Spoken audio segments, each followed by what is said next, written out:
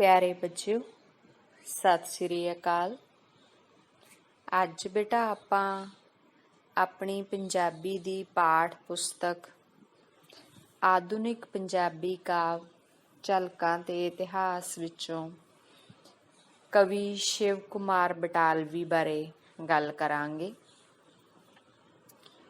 ਸ਼ਿਵ ਕੁਮਾਰ ਬਟਾਲਵੀ ਪੰਜਾਬੀ ਸਾਹਿਤ ਦਾ ਪ੍ਰਮੁੱਖ ਕਵੀ ਹੈ। ਆਧੁਨਿਕ ਕਵੀਆਂ ਦੇ ਵਿੱਚ ਇਹਦੀ ਵੱਖਰੀ ਹੀ ਪਹਿਚਾਣ ਹੈ। ਇਸ ਕਵੀ ਨੂੰ ਬਿਰਹਾ ਦਾ ਸੁਲਤਾਨ ਕਿਹਾ ਜਾਂਦਾ ਹੈ, ਕਿਉਂਕਿ ਇਸ ਦੀਆਂ ਜ਼ਿਆਦਾ ਕਵਿਤਾਵਾਂ ਜਿਹੜੀਆਂ ਹੈਗੀਆਂ ਨੇ ਉਹ ਬਿਰਹਾ ਦੇ ਨਾਲ ਸੰਬੰਧਿਤ ਹੈ, ਜਿਸ ਦੇ ਵਿੱਚ ਵਿਛੋੜਾ, ਦੁੱਖ, ਤਕਲੀਫ, ਨਿੱਜੀ ਦੁੱਖ ਹੈ ਜਿਹੜਾ ਉਸ ਦੀ ਪ੍ਰਧਾਨਤਾ ਹੈ। ਇਹਨਾਂ ਦਾ ਜਨਮ ਹੈ ਜਿਹੜਾ ਉਹ ਪਿੰਡ ਲੋਟੀਆਂ, ਜ਼ਿਲ੍ਹਾ ਗੁਰਦਾਸਪੁਰ ਦੇ ਵਿੱਚ 8 ਅਕਤੂਬਰ 1937 ਈਸਵੀ ਨੂੰ ਹੋਇਆ। ਆਪ ਦੇ ਪਿਤਾ ਦਾ ਨਾਂ ਕ੍ਰਿਸ਼ਨ ਗੋਪਾਲ ਸੀ। ਆਪ ਨੇ ਆਪਣੀ ਮੁੱਢਲੀ ਵਿੱਦਿਆ ਪਿੰਡ ਦੇ ਸਕੂਲ ਦੇ ਵਿੱਚੋਂ ਹੀ ਪ੍ਰਾਪਤ ਕੀਤੀ ਤੇ ਮੈਟ੍ਰਿਕ ਆਰਮੀ ਹਾਈ ਸਕੂਲ ਬਟਾਲੇ ਤੋਂ ਕੀਤੀ। ਕਾਲਜ ਦੇ ਵਿੱਚ ਆਪ ਨੇ ਦਾਖਲਾ ਲਿਆ ਪਰ ਪੜ੍ਹਾਈ ਪੂਰੀ ਨਾ ਕੀਤੀ। ਇਸ ਸਮੇਂ ਦੇ ਦੌਰਾਨ ਹੀ ਆਪ ਨੇ ਕਵਿਤਾ ਲਿਖਣੀ ਸ਼ੁਰੂ ਕਰਤੀ। ਪਹਿਲਾਂ ਆਪ ਨੇ ਪਟਵਾਰੀ ਵਜੋਂ ਨੌਕਰੀ ਕਰਨੀ ਸ਼ੁਰੂ ਕੀਤੀ, ਪਰ ਇਹ ਨੌਕਰੀ ਛੱਡਤੀ। ਫਿਰ state bank of India Chandigarh ਦੇ ਵਿੱਚ ਨੌਕਰੀ ਕੀਤੀ। ਆਪ ਨੇ ਜਿੰਨੀਆਂ ਆਪਣੀਆਂ ਕਵਿਤਾਵਾਂ ਲਿਖੀਆਂ ਉਹਨਾਂ ਦੇ ਵਿੱਚ ਦਰਦ, ਵਿਛੋੜਾ, ਦੁੱਖ ਤੇ ਪੀੜ ਨੂੰ ਬਿਆਨ ਕੀਤਾ। ਇਸ ਆਪਣੀ ਭਾਵਨਾ ਨੂੰ ਬਿਆਨ ਕਰਨ ਦੇ ਲਈ ਉਹਨਾਂ ਨੇ ਲੋਕ ਸੰਸਕ੍ਰਿਤੀ ਦੇ ਵਿੱਚੋਂ ਹੀ ਅਨੇਕਾਂ ਉਪਮਾ ਅਲੰਕਾਰ ਵਰਤੇ। ਇਸ ਕਾਰਨ ਕਰਕੇ ਲੋਕ ਬੋਲੀ ਚੋਂ ਲਏ ਗਏ ਸ਼ਬਦਾਂ ਦੇ ਕਰਕੇ ਆਪ ਦੀ ਕਵਿਤਾ ਹੈ ਜਿਹੜੀ ਉਸਨੂੰ ਨਵੇਂ ਅਰਥ ਤੇ ਭਾਵ ਮਿਲੇ। ਬੋਲੀ ਉੱਤੇ ਇਸ ਕਵੀ ਦਾ ਵਿਸ਼ੇਸ਼ ਕਾਬੂ ਸੀ। ਇਸੇ ਕਰਕੇ ਇਹ ਆਮ ਲੋਕਾਂ ਦੇ ਵਿੱਚ ਬਹੁਤ ਜ਼ਿਆਦਾ ਪ੍ਰਚਲਿਤ ਹੋਈ। ਇਸ ਕਵੀ ਦੀ ਇੱਕ ਖੂਬੀ ਇਹ ਵੀ ਸੀ ਕਿ ਇਹ ਗਾਉਂਦਾ ਵੀ ਬਹੁਤ ਸੋਹਣਾ ਸੀ। ਆਪਣੀਆਂ ਕਵਿਤਾਵਾਂ ਤੇ ਗੀਤ ਉਹ ਲਿਖਦਾ ਤੇ ਉਸਨੂੰ ਮਹਿਫਿਲਾਂ ਦੇ ਵਿੱਚ ਗਾਉਂਦਾ। ਸੁਰੀਲੀ ਆਵਾਜ਼ ਹੋਣ ਦੇ ਕਾਰਨ ਮਹਿਫਿਲ ਦੇ ਵਿੱਚ ਬਹੁਤ ਜ਼ਿਆਦਾ ਪਸੰਦ ਕੀਤਾ ਜਾਂਦਾ ਸੀ। ਆਪ ਨੂੰ ਭਾਸ਼ਾ ਵਿਭਾਗ ਤੇ ਭਾਰਤੀ ਸਾਹਿਤ ਅਕਾਦਮੀ ਵੱਲੋਂ ਅਨੇਕਾਂ ਪੁਰਸਕਾਰ ਪ੍ਰਾਪਤ ਹੋਏ। ਭਾਰਤੀ ਸਾਹਿਤ ਅਕਾਦਮੀ ਪੁਰਸਕਾਰ ਹੈ ਜਿਹੜਾ ਉਹਨਾਂ ਨੂੰ 1967 ਈਸਵੀ ਦੇ ਵਿੱਚ ਲੂਣਾ ਪੁਸਤਕ, ਕਾਵਿ ਪੁਸਤਕ ਦੇ ਕਾਰਨ ਪ੍ਰਾਪਤ ਹੋਇਆ।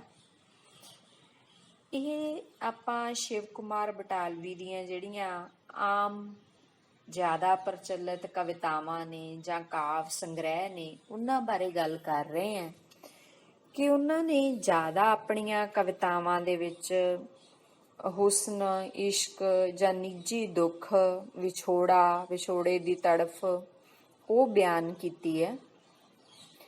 ਪਰ ਤੁਹਾਡੀ ਪਾਠ ਪੁਸਤਕ ਦੇ ਵਿੱਚ ਜਿਹੜੀ ਕਵਿਤਾ ਸ਼ਾਮਿਲ ਕੀਤੀ ਗਈ ਹੈ ਆਰਤੀ, ਉਹ ਇਹਨਾਂ ਜਿਹੜੀਆਂ ਕਵਿਤਾਵਾਂ ਨੇ ਜੋ ਪ੍ਰਚਲਿਤ ਨੇ ਜ਼ਿਆਦਾ ਆਮ ਲੋਕਾਂ ਦੇ ਵਿੱਚ, ਉਹਨਾਂ ਨਾਲੋਂ ਬਿਲਕੁਲ ਹੀ ਵੱਖਰੀ ਸੁਰ ਵਾਲੀ ਹੈ। ਇਹ ਕਵਿਤਾ ਸ਼੍ਰੀ ਗੁਰੂ ਗੋਬਿੰਦ ਸਿੰਘ ਜੀ ਦੀਆਂ ਕੁਰਬਾਨੀਆਂ ਦੇ ਬਾਰੇ ਹੈ। ਇਸ ਕਵਿਤਾ ਦਾ ਨਾਂ ਹੈ ਆਰਤੀ। ਤੁਸੀਂ ਸਾਰੇ ਜਾਣਦੇ ਹੋ ਕਿ ਆਰਤੀ ਹੈ ਜਿਹੜੀ ਅਸੀਂ ਪਰਮਾਤਮਾ ਦੀ ਕਰਦੇ ਹਾਂ, ਜਿਸ ਦੇ ਵਿੱਚ ਅਸੀਂ ਉਸ ਦੀ ਉਪਮਾ, ਉਸ ਦੀ ਮਹਿਮਾ ਜਾਂ ਆਪਣੇ ਮਨ ਦੀ ਸ਼ਰਧਾ ਹੈ ਜਿਹੜੀ ਉਸ ਨੂੰ ਪ੍ਰਗਟ ਕਰਦੇ ਹਾਂ, ਉਸ ਦੀ ਉਸਤਤ ਕਰਦੇ ਹਾਂ। ਤਾਂ ਸ਼੍ਰੀ ਗੁਰੂ ਨਾਨਕ ਦੇਵ ਜੀ ਨੇ ਵੀ ਇਹ ਕਿਹਾ ਕਿ ਪਰਮਾਤਮਾ ਦੀ ਜਿਹੜੀ ਆਰਤੀ ਹੈ ਉਹ ਸਾਰੀ ਦੀ ਸਾਰੀ ਕੁਦਰਤ ਕਰ ਰਹੀ ਹੈ। ਤੁਸੀਂ ਇਹ ਉਹਨਾਂ ਦਾ ਸ਼ਬਦ ਹੈ ਜਿਹੜਾ ਉਹ ਜ਼ਰੂਰ ਸੁਣਿਆ ਹੋਊਗਾ ਜਿਸ ਦੇ ਵਿੱਚ ਉਹਨਾਂ ਨੇ ਕਿਹਾ ਹੈ ਕਿ ਗगन में थाल रवचंद दीपक बने तारिका मंडल जनक मोती।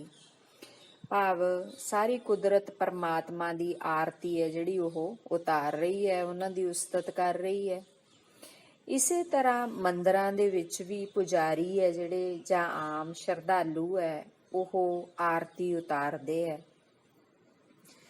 ਤਾਂ ਇਸ ਕਵਿਤਾ ਦੇ ਵਿੱਚ ਸ਼ਿਵ ਕੁਮਾਰ ਬਟਾਲਵੀ ਨੇ ਯਤਨ ਕੀਤਾ ਹੈ ਕਿ ਉਹ ਗੁਰੂ ਗੋਬਿੰਦ ਸਿੰਘ ਜੀ ਦੀ ਆਰਤੀ ਉਤਾਰੇ, ਉਹਨਾਂ ਦੇ ਪ੍ਰਤੀ ਮਹਿਮਾ, ਉਹਨਾਂ ਆਪਣੇ ਮਨ ਦੀ ਮਹਿਮਾ ਹੈ ਜਿਹੜੀ ਉਸ ਨੂੰ ਪ੍ਰਗਟ ਕਰੇ, ਆਪਣੇ ਮਨ ਦੀ ਸ਼ਰਧਾ ਹੈ ਜਿਹੜੀ, ਆਪਣੀ ਭਾਵਨਾ ਹੈ ਜਿਹੜੀ ਉਸ ਨੂੰ ਪ੍ਰਗਟ ਕਰੇ।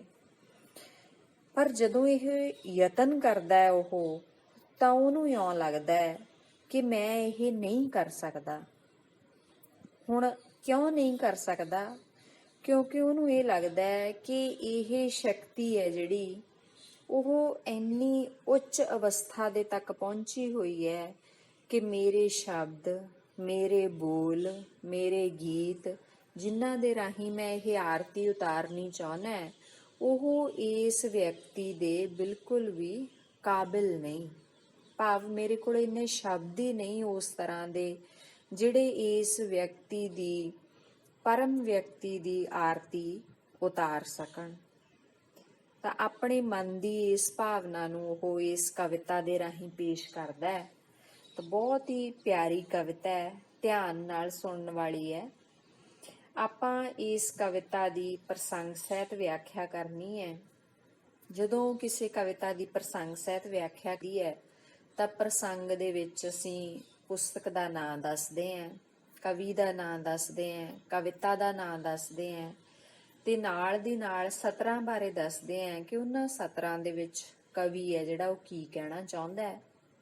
ਉਸ ਤੋਂ ਬਾਅਦ ਅਸੀਂ ਵਿਆਖਿਆ ਕਰਦੇ ਹਾਂ ਕਿ ਕਵੀ ਨੇ ਜਿਹੜੀਆਂ ਸਾਨੂੰ ਤੁਕਾਂ ਇਹ ਲਿਖ ਕੇ ਦਿੱਤੀਆਂ ਹੋਈਆਂ ਨੇ, ਜਿਹੜੀਆਂ ਸਾਨੂੰ ਪ੍ਰਸ਼ਨ ਪੱਤਰ ਦੇ ਵਿੱਚ ਪੁੱਛੀਆਂ ਜਾਂਦੀਆਂ, ਇਹਨਾਂ ਨੂੰ ਅਸੀਂ ਆਪਣੇ ਸ਼ਬਦਾਂ ਦੇ ਵਿੱਚ ਬਿਆਨ ਕਰਨਾ ਹੈ ਕਿ ਕਵੀ ਦਾ ਕੀ ਅਰਥ ਹੈ, ਉਹਦੇ ਭਾਵ ਕੀ ਹੈ, ਕਿਹੜੇ ਭਾਵ ਇਸ ਕਵਿਤਾ ਦੇ ਵਿੱਚ ਡੂੰਘੇ ਛੁਪੇ ਹੋਏ ਨੇ।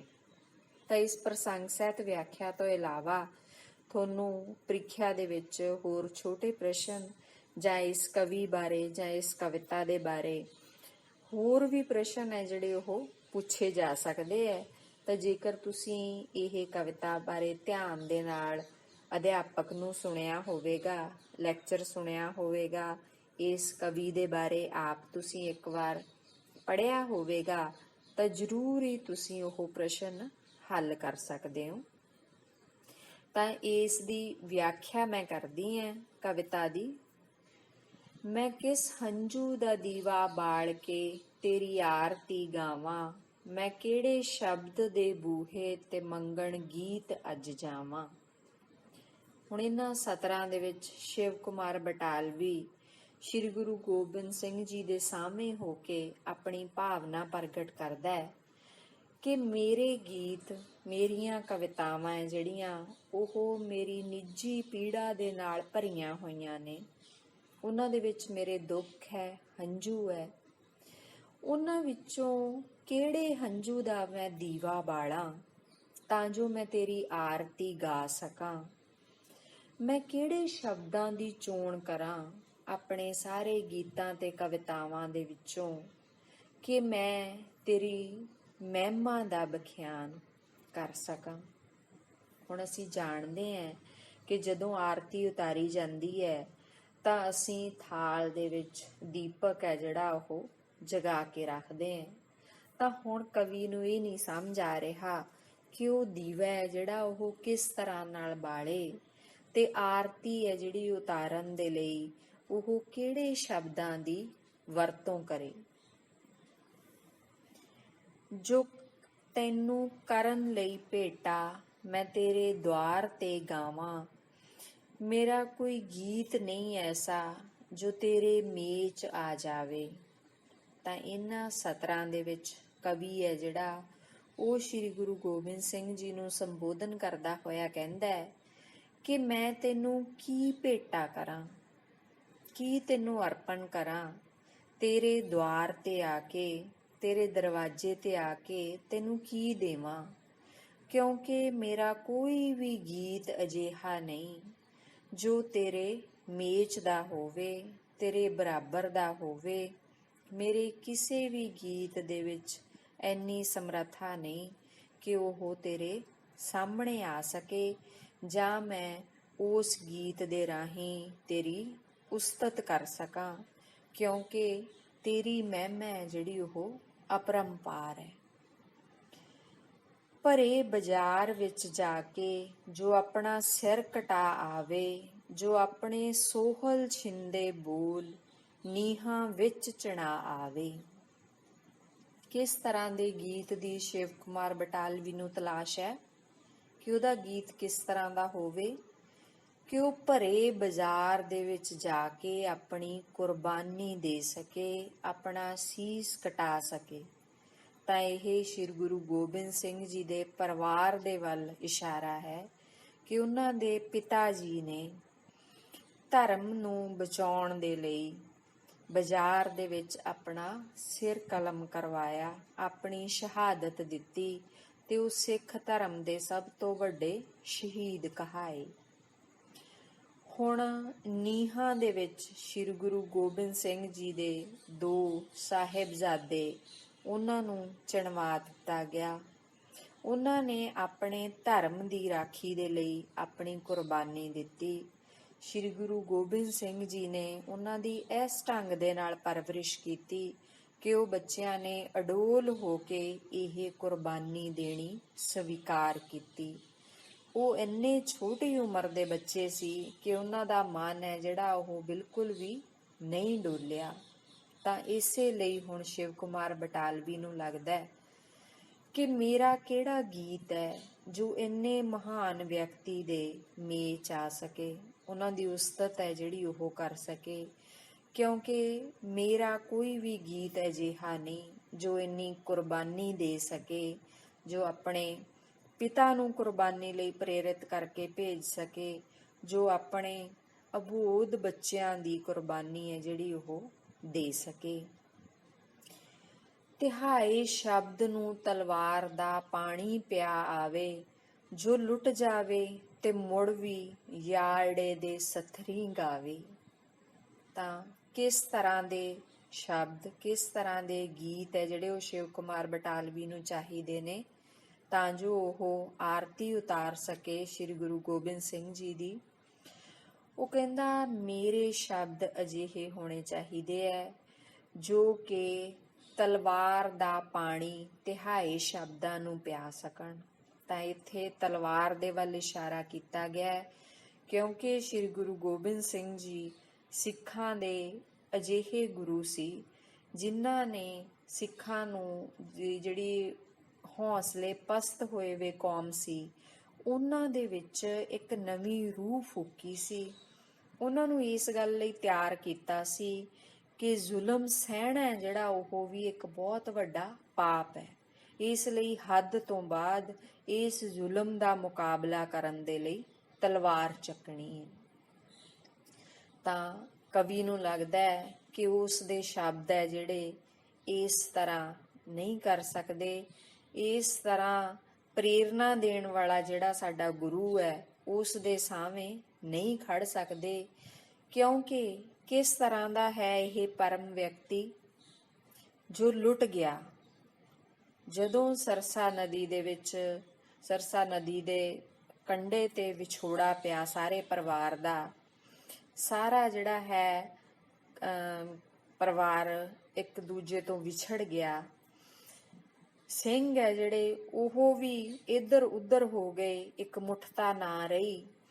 ਤਾਂ ਇਹ ਵਿਅਕਤੀ ਹੈ ਜਿਹੜਾ ਉਹ ਇਕੱਲਾ ਮਾਛੀਵਾੜੇ ਦੇ ਜੰਗਲਾਂ ਦੇ ਵਿੱਚ ਕੰਡਿਆਂ ਦੀ ਸੇਜ ਤੇ ਪਿਆ ਵੀ ਯਾਰੜੇ ਦਾ ਜਿਹੜਾ ਹੈ ਉਹ ਸਥਰੀ ਗਾਉਂਦਾ ਰਿਹਾ, ਭਾਵ ਪਰਮਾਤਮਾ ਦੇ ਨਾਂ ਨੂੰ ਉਹ ਉੱਥੇ ਵੀ ਨਹੀਂ ਭੁੱਲਿਆ। ਸਾਨੂੰ ਥੋੜੀ ਜਿਹੀ ਤਕਲੀਫ ਆਉਂਦੀ ਹੈ, ਅਸੀਂ ਉਦੋਂ ਹੀ ਪਰਮਾਤਮਾ ਦੀ ਹੋਂਦ ਤੇ ਸ਼ੱਕ ਕਰਦੇ ਹਾਂ, ਤੇ ਉਹ ਇੰਨੀਆਂ ਤਕਲੀਫਾਂ ਦੇ ਵਿੱਚ ਸੀ ਫਿਰ ਵੀ ਉੱਥੇ ਉਸਨੇ ਪਰਮਾਤਮਾ ਦਾ ਲਾੜ ਹੈ ਜਿਹੜਾ ਉਹ ਨਹੀਂ ਛੱਡਿਆ। ਉੱਥੇ ਵੀ ਉਹ ਗਾਉਂਦਾ ਰਿਹਾ ਕਿ ਸਾਨੂੰ ਯਾਰੜੇ ਦਾ ਸਥਰ ਹੈ ਜਿਹੜਾ ਉਹ ਸਭ ਤੋਂ ਪਿਆਰ ਹੈ। ਚਿੜੀ ਦੇ ਖੰਭ ਦੀ ਲਲਕਾਰ 100 ਬਾਜਾਂ ਨੂੰ ਖਾ ਜਾਵੇ, ਮੈਂ ਕਿੰਜ ਤਲਵਾਰ ਦੀ ਗਾਨੀ ਅੱਜ ਆਪਣੇ ਗੀਤ ਗਲ ਪਾਵਾਂ। ਤਾਂ ਇਹਨਾਂ ਸਤਰਾਂ ਦੇ ਵਿੱਚ ਸ਼ਿਵ ਕੁਮਾਰ ਬਟਾਲਵੀ ਇਹ ਦੱਸਦਾ ਹੈ ਕਿ ਸ੍ਰੀ ਗੁਰੂ ਗੋਬਿੰਦ ਸਿੰਘ ਜੀ ਨੇ ਆਪਣੇ ਸਿੰਘਾਂ ਨੂੰ ਉਹਨਾਂ ਦੇ ਸਾਹਮਣੇ ਉਦਾਹਰਨ ਦੇ ਕੇ ਦੱਸਿਆ ਕਿ ਜੇਕਰ ਜ਼ੁਲਮ ਹੈ ਜਿਹੜਾ ਉਹ ਵੱਧ ਜਾਵੇ ਤਾਂ ਇੱਕ ਮੁੱਠ ਤਾਂ ਜ਼ਰੂਰੀ ਹੈ, ਉਸ ਦੇ ਵਿਰੋਧ ਦੇ ਵਿੱਚ ਸਾਰਿਆਂ ਨੂੰ ਖੜੇ ਹੋਣਾ ਜ਼ਰੂਰੀ ਹੈ, ਭਾਵੇਂ ਵਿਰੋਧੀ ਹੈ ਜਿਹੜਾ ਉਹ ਕਿੰਨਾ ਵੀ ਤਾਕਤਵਰ ਕਿਉਂ ਨਾ ਹੋਵੇ, ਕਿਉਂਕਿ ਉਹਨਾਂ ਨੇ ਚਿੜੀਆਂ ਤੋਂ ਬਾਜ ਹੈ ਜਿਹੜਾ ਉਹ ਮਰਵਾਤਾ ਸੀ। ਤਾਂ ਇੱਥੇ ਕਵੀ ਕਹਿੰਦਾ ਹੈ ਕਿ ਮੈਂ ਕਿਵੇਂ ਤਲਵਾਰ ਦੀ ਗਾਨੀ ਆਪਣੇ ਗੀਤ ਦੇ ਗਲ ਪਾ ਸਕਦਾ ਹੈ, ਕਿਉਂਕਿ ਮੇਰਾ ਗੀਤ ਹੈ ਜਿਹੜਾ ਉਹ ਇਸ ਨੂੰ ਨਹੀਂ ਸਹਿ ਸਕਦਾ, ਇੰਨਾ ਰੋਹ ਹੈ ਜਿਹੜਾ ਉਸ ਨੂੰ ਨਹੀਂ ਸਹਿ ਸਕਦਾ। ਮੇਰਾ ਹਰ ਗੀਤ ਬੁਜ਼ਦਿਲ ਹੈ, ਮੈਂ ਕਿਹੜਾ ਗੀਤ ਅੱਜ ਗਾਵਾਂ, ਮੈਂ ਕਿਹੜੇ ਬੋਲ ਦੀ ਭੇਟਾ ਲੈ ਤੇਰੇ ਦੁਆਰ ਤੇ ਆਵਾਂ। ਹੁਣ ਇਹਨਾਂ ਸਤਰਾਂ ਦੇ ਵਿੱਚੋਂ ਸਪਸ਼ਟ ਕਰਦਾ ਹੈ ਕਿ ਮੇਰਾ ਹਰ ਗੀਤ ਹੈ ਜਿਹੜਾ ਉਹ ਡਰਪੋਕ ਹੈ, ਕਿਹੜਾ ਗੀਤ ਲੈ ਕੇ ਮੈਂ ਤੇਰੇ ਦਰਵਾਜ਼ੇ ਤੇ ਆਵਾਂ, ਤੇ ਕਿਹੜਾ ਗੀਤ ਦੇ ਨਾਲ ਕਿਹੜੇ ਗੀਤ ਦੇ ਸ਼ਬਦ ਹੈ ਜਿਹੜੇ ਉਹ ਤੇਰੇ ਮੇਚ ਦੇ ਹੋਣਗੇ ਕਿ ਮੈਂ ਤੇਰੀ ਆਰਤੀ ਗਾ ਸਕਾਂ। ਮੇਰੇ ਗੀਤਾਂ ਦੀ ਮਹਿਫਿਲ ਚੋਂ ਕੋਈ ਉਹ ਗੀਤ ਨਹੀਂ ਲੱਭਦਾ ਜੋ ਤੇਰੇ ਸੀਸ ਮੰਗਣ ਤੇ ਤੇਰੇ ਸਾਹਵੇਂ ਖੜਾ ਹੋਵੇ। ਇਹ ਬਹਾਦਰੀ ਹੈ ਜਿਹੜੀ ਉਹ ਗੁਰੂ ਗੋਬਿੰਦ ਸਿੰਘ ਜੀ ਦੇ ਸਿੰਘ ਹੀ ਦਿਖਾ ਸਕਦੇ ਹੈ, ਜਿਨ੍ਹਾਂ ਨੇ ਅਨੰਦਪੁਰ ਸਾਹਿਬ ਵਿਖੇ ਜਦੋਂ ਉਹਨਾਂ ਨੇ ਸ੍ਰੀ ਗੁਰੂ ਗੋਬਿੰਦ ਸਿੰਘ ਜੀ ਨੇ 5 ਸਿਰਾਂ ਦੀ ਮੰਗ ਕੀਤੀ ਤਾਂ ਉਹ ਭਰੇ ਇਕੱਠ ਦੇ ਵਿੱਚੋਂ ਉਹਨਾਂ ਨੂੰ 5 ਸੀਸ ਹੈ ਜਿਹੜੇ ਉਹ ਮਿਲੇ। ਕਿਉਂਕਿ ਉਹਨਾਂ ਦੇ ਮਨ ਦੇ ਵਿੱਚ ਕਿਸੇ ਵੀ ਕਿਸਮ ਦਾ ਕੋਈ ਸ਼ੰਕਾ ਨਹੀਂ ਸੀ। ਪਰ ਸ਼ਿਵ ਕੁਮਾਰ ਬਟਾਲਵੀ ਨੂੰ ਲੱਗਦਾ ਹੈ ਕਿ ਮੇਰੇ ਗੀਤ ਹੈ ਜਿਹੜੇ ਉਹ ਅਜਿਹੇ ਨਹੀਂ ਹੈਗੇ, ਮੇਰੇ ਤਾਂ ਸਾਰੇ ਗੀਤ ਹੈ ਜਿਹੜੇ ਮੈਂ ਉਹਨਾਂ ਦੀ ਮਹਿਫਿਲ ਦੇ ਵਿੱਚੋਂ ਲੱਭ ਲਿਆ, ਸਾਰੇ ਗੀਤਾਂ ਦੇ ਵਿੱਚੋਂ ਲੱਭ ਲਿਆ। ਮੇਰਾ ਕੋਈ ਗੀਤ ਅਜਿਹਾ ਨਹੀਂ ਜਿਸ ਦਾ ਜੇ ਸਿਰ ਮੰਗਿਆ ਜਾਵੇ, ਕੁਰਬਾਨੀ ਮੰਗੀ ਜਾਵੇ ਤਾਂ ਉਹ ਸਾਹਮਣੇ ਆ ਕੇ ਖੜਾ ਹੋ ਜਾਵੇ। ਜੋ ਮੈਲੇ ਹੋ ਚੁੱਕੇ ਲੋਹੇ ਨੂੰ ਆਪਣੇ ਖੂਨ ਵਿੱਚ ਧੋਵੇ ਕਿ ਜਿਸ ਦੀ ਮੌਤ ਪਿੱਛੋਂ ਉਸ ਨੂੰ ਕੋਈ ਸ਼ਬਦ ਨਾ ਰੋਵੇ। ਤਾਂ ਇਹ ਵੀ ਸਿਰਫ ਗੁਰੂ ਗੋਬਿੰਦ ਸਿੰਘ ਜੀ ਕਰ ਸਕਦੇ ਹੈ, ਜਿਨ੍ਹਾਂ ਨੇ ਬੁਜ਼ਦਿਲ ਹੋ ਚੁੱਕੀ ਜਿਹੜੀ ਸਿੱਖ ਕੌਮ ਸੀ, ਜੋ ਮੈਲੀ ਲੋਹੇ ਵਾਂਗ ਹੋ ਚੁੱਕੀ ਸੀ, ਉਹਨੂੰ ਆਪਣੇ ਖੂਨ ਦੇ ਨਾਲ ਧੋ ਕੇ ਚਮਕਾ ਦਿੱਤਾ। ਕਿਉਂਕਿ ਆਪਣੇ ਪਰਿਵਾਰ ਦੀ ਕੁਰਬਾਨੀ ਦਿੱਤੀ, ਆਪਣੇ ਪਿਤਾ ਦੀ ਕੁਰਬਾਨੀ ਦਿੱਤੀ ਤੇ ਉਹਨਾਂ ਨੂੰ ਸ਼ੇਰ ਬਣਾਤਾ। ਉਹਨਾਂ ਨੇ ਅਜਿਹੀ ਭਾਵਨਾ ਹੈ ਜਿਹੜੀ ਉਹ ਆਪਣੇ ਸਿੰਘਾਂ ਦੇ ਵਿੱਚ ਪੈਦਾ ਕੀਤੀ, ਉਹਨਾਂ ਨੂੰ ਆਪ ਉਦਾਹਰਨ ਦੇ ਕੇ ਕਿ ਜੇਕਰ ਸਿੱਖ ਕੌਮ ਦੇ ਨੂੰ ਬਚਾ ਕੇ ਰੱਖਣ ਦੇ ਲਈ ਮੇਰਾ ਪਰਿਵਾਰ ਕੁਰਬਾਨ ਹੋ ਗਿਆ ਤਾਂ ਮੈਨੂੰ ਇਸ ਗੱਲ ਦਾ ਕੋਈ ਅਫਸੋਸ ਨਹੀਂ, ਕਿਉਂਕਿ ਸਾਰੇ ਸਿੰਘ ਹੈ ਜਿਹੜੇ ਉਹ ਵੀ ਮੇਰੇ ਹੀ ਪੁੱਤਰ ਹੈ, ਮੇਰਾ ਹੀ ਪਰਿਵਾਰ ਹੈ।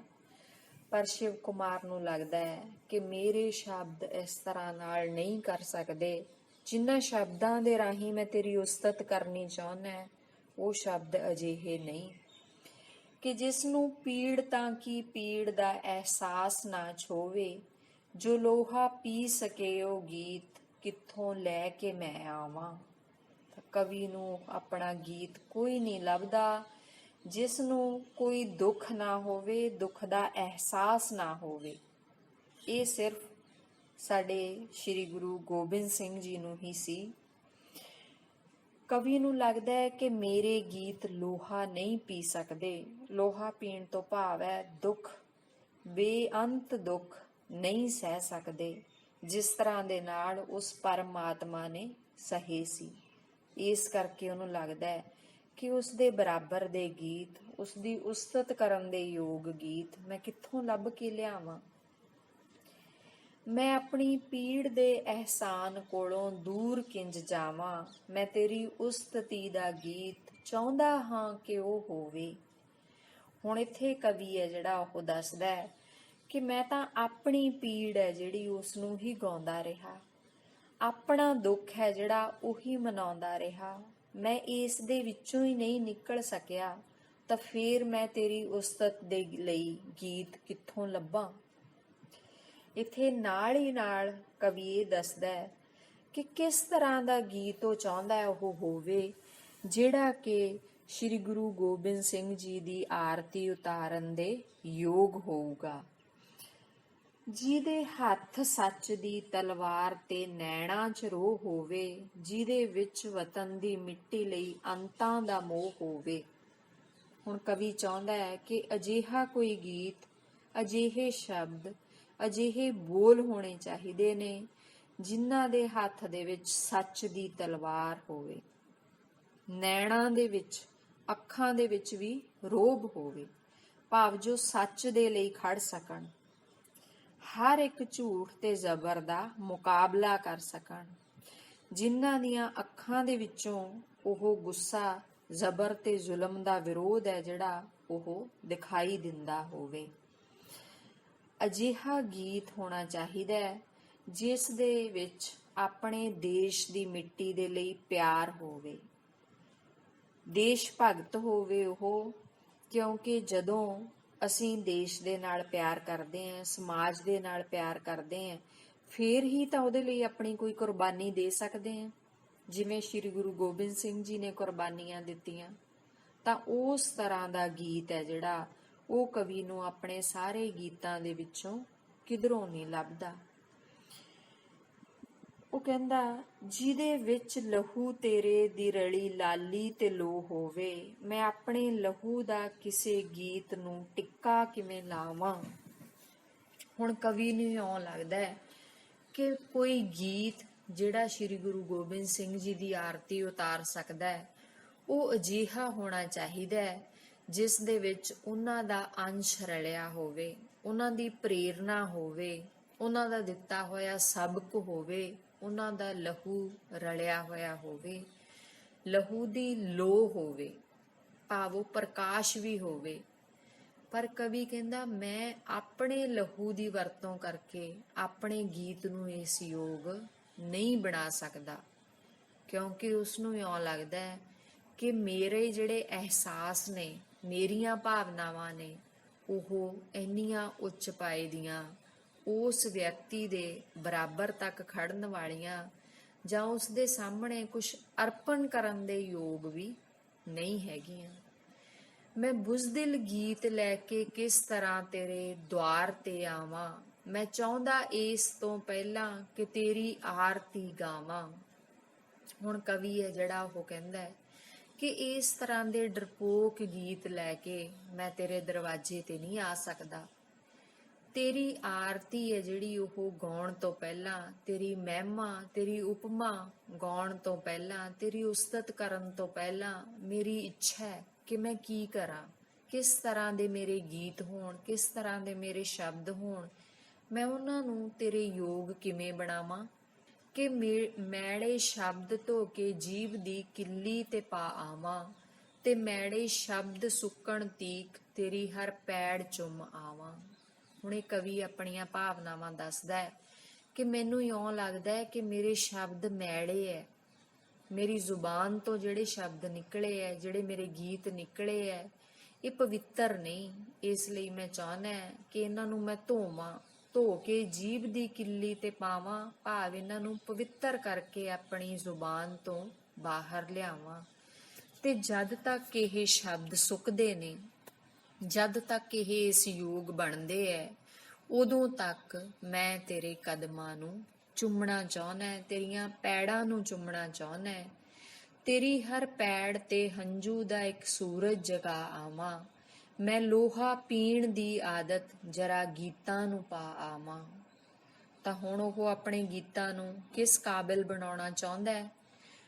ਤਾਂ ਕਵੀ ਚਾਹੁੰਦਾ ਹੈ ਕਿ ਮੈਂ ਆਪਣੇ ਹੰਝੂ ਦਾ ਸੂਰਜ ਜਗਾਵਾਂ, ਆਪਣੇ ਹੰਝੂਆਂ ਨੂੰ ਇਸ ਕਾਬਿਲ ਬਣਾਵਾਂ ਕਿ ਉਹ ਪ੍ਰਕਾਸ਼ਮਾਨ ਹੋ ਸਕਣ, ਉਹਨਾਂ ਨੂੰ ਮੈਂ ਲੋਹਾ ਪੀਣ ਦੀ ਆਦਤ ਪਾਵਾਂ, ਭਾਵ ਦੁੱਖ ਜਰਨ ਦੀ, ਦੂਜਿਆਂ ਦੇ ਲਈ ਕੁਰਬਾਨੀ ਕਰ ਸਕਣ ਦੀ ਭਾਵਨਾ ਆਪਣੇ ਗੀਤਾਂ ਦੇ ਵਿੱਚ ਪੈਦਾ ਕਰਾਂ। ਮੈਂ ਸ਼ਾਇਦ ਫੇਰ ਕੁਝ ਭੇਟਾ ਕਰਨ ਯੋਗ ਹੋ ਜਾਵਾਂ, ਮੈਂ ਬੁਜ਼ਦਿਲ ਗੀਤ ਲੈ ਕੇ ਕਿਸ ਤਰ੍ਹਾਂ ਤੇਰੇ ਦੁਆਰ ਆਵਾਂ। ਹੁਣ ਸ਼ਿਵ ਕੁਮਾਰ ਬਟਾਲਵੀ ਕਹਿੰਦਾ ਹੈ ਕਿ ਜੇ ਮੈਂ ਇਹ ਕੋਸ਼ਿਸ਼ ਕਰਾਂ ਤਾਂ ਫੇਰ ਸ਼ਾਇਦ ਮੈਂ ਤੈਨੂੰ ਕੁਝ ਅਰਪਣ ਕਰਨ ਦੇ ਯੋਗ ਹੋ ਸਕਾਂ। ਫਿਲਹਾਲ ਮੈਂ ਆਪਣੇ ਡਰਪੋਕ ਗੀਤ ਲੈ ਕੇ ਤੇਰੇ ਦਰਵਾਜ਼ੇ ਤੇ ਤੇਰੇ ਤੱਕ ਨਹੀਂ ਪਹੁੰਚ ਸਕਦਾ। ਮੈਂ ਕਿਹੜੇ ਸ਼ਬਦ ਦੇ ਬੂਹੇ ਤੇ ਮੰਗਣ ਗੀਤ ਅੱਜ ਜਾਵਾਂ, ਮੇਰਾ ਹਰ ਗੀਤ ਬੁਜ਼ਦਿਲ ਹੈ, ਮੈਂ ਕਿਹੜਾ ਗੀਤ ਅੱਜ ਗਾਵਾਂ। ਤਾਂ ਕਵੀ ਇਹਨਾਂ ਸ਼ਬਦਾਂ ਦੇ ਵਿੱਚ ਕਹਿੰਦਾ ਹੈ ਕਿ ਮੈਂ ਕਿੱਥੋਂ ਅਜਿਹੇ ਗੀਤ ਮੰਗ ਕੇ ਲਿਆਵਾਂ ਜਿਹੜੇ ਥੋੜੇ ਬਹੁਤ ਤੇਰੇ ਮੇਚ ਦੇ ਹੋਣ, ਤੇਰੇ ਬਰਾਬਰ ਦੇ ਹੋਣ, ਜਿਨ੍ਹਾਂ ਦੇ ਰਾਹੀਂ ਮੈਂ ਤੇਰੀ ਉਸਤਤ ਕਰ ਸਕਾਂ, ਕਿਉਂਕਿ ਮੇਰਾ ਤਾਂ ਹਰ ਗੀਤ ਹੀ ਡਰਪੋਕ ਹੈ। ਤਾਂ ਤੇਰੀ ਉਸਤਤ ਕਰਨ ਦੇ ਲਈ ਕੋਈ ਗੀਤ ਮੈਂ ਕਿੱਥੋਂ ਲੈ ਕੇ ਆਵਾਂ। ਤਾਂ ਬੱਚਿਓ, ਇਹ ਆਰਤੀ ਕਵਿਤਾ ਸੀ ਸ਼ਿਵ ਕੁਮਾਰ ਬਟਾਲਵੀ ਦੀ ਲਿਖੀ ਹੋਈ। ਮੈਂ ਕੋਸ਼ਿਸ਼ ਕੀਤੀ ਹੈ ਤੁਹਾਨੂੰ ਇਸ ਕਵਿਤਾ ਦੇ ਭਾਵ ਅਰਥ ਦੱਸਣ ਦੀ। ਤਾਂ ਜਦੋਂ ਅਸੀਂ ਕੇਂਦਰੀ ਭਾਵ ਦੀ ਗੱਲ ਕਰਦੇ ਹਾਂ ਤਾਂ ਅਸੀਂ ਗੱਲ ਕਰਾਂਗੇ ਕਿ ਇਸ ਕਵਿਤਾ ਦੇ ਵਿੱਚ ਕਵੀ ਸ੍ਰੀ ਗੁਰੂ ਗੋਬਿੰਦ ਸਿੰਘ ਜੀ ਦੀ ਉਸਤਤ ਗਾਉਣੀ ਚਾਹੁੰਦਾ ਹੈ, ਪਰ ਉਸਨੂੰ ਇਉਂ ਲੱਗਦਾ ਹੈ ਕਿ ਉਹਦਾ ਕੋਈ ਗੀਤ, ਕੋਈ ਬੋਲ ਇੰਨਾ ਬਹਾਦਰ ਨਹੀਂ ਕਿ ਉਹ ਉਸ ਪਰਮ ਵਿਅਕਤੀ ਦੀ ਉਸਤਤ ਦੇ ਵਿੱਚ ਕੋਈ ਸ਼ਬਦ ਕਹਿ ਸਕੇ, ਕੋਈ ਬੋਲ ਕਹਿ ਸਕੇ। ਤਾਂ ਬੇਟਾ, ਇਹ ਬਾਕੀ ਦਾ ਜਿਹੜਾ ਪਾਠ ਦਾ ਅਭਿਆਸ ਹੈ, ਤੁਸੀਂ ਹੁਣ ਉਹ ਆਸਾਨੀ ਦੇ ਨਾਲ ਇਸ ਪ੍ਰਸੰਗ ਸਹਿਤ ਵਿਆਖਿਆ ਨੂੰ ਸੁਣਨ ਤੋਂ ਬਾਅਦ ਹੱਲ ਕਰ ਸਕਦੇ ਹੋ।